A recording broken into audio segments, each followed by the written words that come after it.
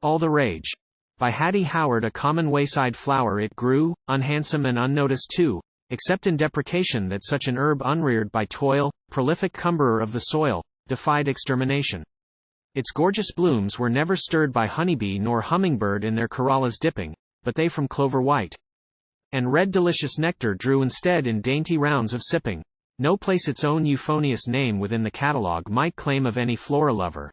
For, in the scores of passers-by, as yet no true artistic eye its beauty could discover. The reaper with his sickle keen aimed at its crest of golden green with spiteful stroke relentless, and would have rooted from the ground the Solidago, blossom crowned, but gaudy, rank, and scentless.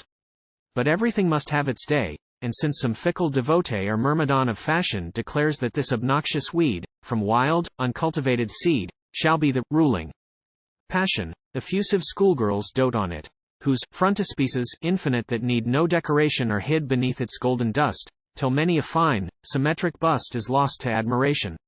Smart dudes and ladies men, the few who wish they could be ladies too, display a sprig of yellow conspicuous in their buttonhole, to captivate a maiden soul or vex some other fellow. And spinsters of uncertain age are clamoring now for all the rage, to give a dash of color to their complexions, which appear to be the hue they hold so dear, except a trifle duller. That negligee, blue stocking friend, who never cared her time to spend on mysteries of the toilet, now wears a sumptuous bouquet and shakes your hand a mile away for fear that you will spoil it. Delightful widows, dressed in black, complain with modest sighs they lack that coveted expression, that sort of Indian summer air which, relics, always ought to wear by general concession.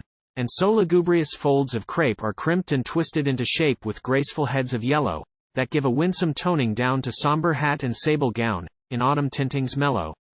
Alas, we only hate the weed, and think that it must be, indeed, the lady's last endeavor to match the gentleman, who flaunt that odious dried tobacco plant at which they puff forever.